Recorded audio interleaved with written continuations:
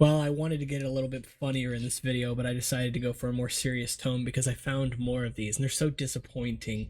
Like, I'm not just disappointed in myself for the hours I've waited, but I'm disappointed in Lego for giving us multiple different variations of this. I haven't been this disappointed since, like, I broke a tooth on chicken tenders, ironically, and it's funny because it gets worse. Now, I don't want this whole video to be about sockets. We already did that today. We don't need two videos about sockets. I can't milk this anymore, but I did find ones from later years as well. 2006 with this Avok exclusive dark tan socket here, as well as Metro Brown and even Trans Media Blue if we needed I don't know, more verification that they exist in 2006 as well. I can't say if they exist in 2007 because 2007 has no exclusive colors of sockets. I was going to say this is probably the closest that we get for exclusivity from 2007, but these also come in the Hakan Paraka set in this sort of bright red color, which is different, notably, from Lego's older red, but it's very hard to tell, especially on this camera, which apparently is colorblind. With that said, though, this video is actually about something else entirely. So if you do, of course, like this content, make sure you subscribe. It really does help out the channel. And, of course, what I actually wanted to show you, this right here.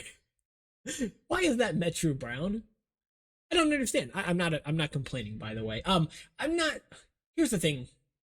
I'm not the biggest fan of Metro Brown for a handful of reasons. One, it is actually a very volatile color, or maybe volatile is not the right word. It has a lot of variation to it. For example, these two Borak feet here are actually slightly different shades of the same color, and if you compare some of these pieces, you'll find that you might have different shades of these Metro Browns as well. Browns in general have an issue with their color consistency. Even all the way back in the Mata days, I have, brown Kakamas that are one shade, where I have brown Akakus from 2001 that are a different shade of brown completely. Even the misprint or miscolored Ruru and Matatu, those even share that discrepancy as well. So it's definitely interesting to see different colors, but this one is striking at the very least because it came out in 2003 on the Borak cow, clearly.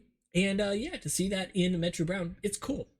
It kind of makes me wish that maybe these had been different colors in the Borak Cal, seeing as how they're kind of the most boring sets, even though I love the Borak, don't get me wrong.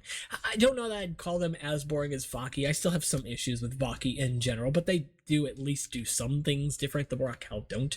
But they have a fun role in the story, so that's always cool, I guess. No, this video was actually supposed to be about something entirely different. In fact, unrelated to Bionicle at all. Yesterday, I was laying down after this little midlife crisis, sort of thinking where my life has gone, and some of that sounds hyperbolic, but it's kind of true. But no, I was sitting there thinking about, like, being a kid of the 90s, right? I was born in 92, so I'm a fairly old guy over here. I walk around with a cane now, and not a joke, but what got me was the other toys from the 90s specifically. I had an obsession, of course, with Bionicle, but I did have a couple of other toys. For one thing, coming from a large family, I have other siblings, right? So they had Barbies and they had G.I. Joes and they had Hot Wheels, and I would absorb some of those things. I loved the Hot Wheels for a while, but I was into them and then out of them, out of them, way less than Bionicle, because all I did with Hot Wheels was roll them around, right? Occasionally strap a firework to them and see where they would go, which I have a story about that. I'll get to that here in a minute. But what got me, literally, is I remember this old Gacha pod toy. I didn't get it. It was a neighbor of mine that brought it over, and I don't even remember the year it was. Maybe it had to have been the early 2000s. It was definitely after Bionicle. And this reminded me of Bionicle specifically because they were buildable, but they weren't Lego. They were their own thing. I don't even know what company made them. I don't know if they were just some one-off toy from some distribution center somewhere. I don't know. But I do remember them being small little figurines, humanoid, and they had transparent colored parts. Or at least some of the parts were transparent. I do believe they also had like printing on them as well, or painting on them, whatever, right? And I remember that they like took the vague shaping of robotic things. I don't know if you guys know what this is. If you can, please help me, because I don't know what they are. I don't even know how to begin looking, because like when I check for vintage gacha toys, it's always stuff from like way earlier than this, or really popular, Pokemon or Hello Kitty and stuff like that, right? This was obscure though. And I remember them distinctly because I think my neighbor had like three of them. There was a blue one, there was like a yellowish orange one that I really liked, and I don't remember the third one, but I know you could mix and match the parts, and I think they were each like 5 parts, maybe. It was like a pair of legs, which, if I remember right, were one piece that went on the bottom of this torso. Maybe it was 2 pieces. I honestly don't remember. It was the torso, the head, and then each arm, if I remember right. Could have been 6 pieces. I don't remember.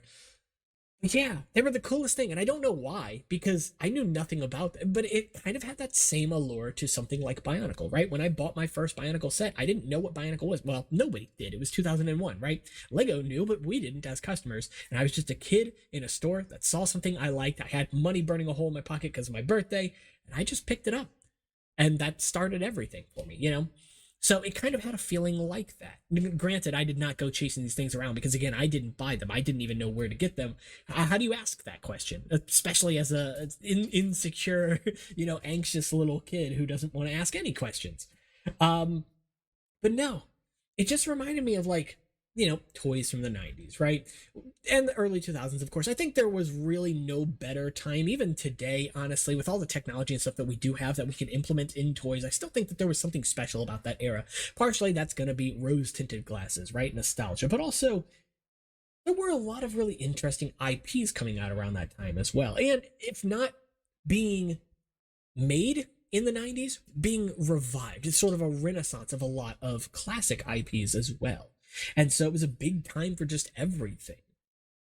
There's something really special about that, I think. And part of that is killed, obviously, with the advent of the internet, with, people being indoors, because that's just the nature of things. Of course, things are going to change. They're going to become more digital as a format. And I think that there's something to appreciate about that as well. But the 90s are a very special time for being that sort of last generation before, the internet really took over. We thankfully, luckily, very luckily, in fact, got internet sometime in the early to mid 2000s, and as a fairly poor, low income family, that was a really rare thing. There were a lot of people in the neighborhood that really didn't have internet when we did, and I was shocked by that. It wasn't great by any means, but it was the 90s. Whose was, right? But yeah, and so I was just sitting there last night. I don't know even what it was that brought this to my mind. All I know is I was just laying in bed thinking about sockets and what else I had seen. I don't even think that these characters, these builds, whatever these were, had like sockets. The arms would just stick onto little parts of the body, or maybe they had bars on, whatever the case it was. They were the coolest thing, and I saw them like specifically once and then never again. And I don't know how many times I've had a memory like that. It literally made me think about memories, not just the memories that I have, but the little ones that I remember, those key moments, right? Anyway, it's a silly concept either way, but I love it. I think all of us, have a special time in our life. Everybody's childhood is special to them in some way or another, and it's one of those things that I think holds true, that we all sort of have in common. Maybe it's part of the reason why, some people are just stubborn as they get older, because they think they had it good when they were young, because, well, it turns out being young can be pretty fun for a lot of people, I don't know, silly concept either way. So I think that's pretty much it for this video. I thought it was a silly little idea, not, scripting or anything like that, but I do have some bigger videos coming out of, sort of. We'll see where they go, but I did hint at something in a community post, because if you guys did not see, if you don't follow Duckbricks on Instagram, or if you don't follow them here on YouTube, you totally should, by the way.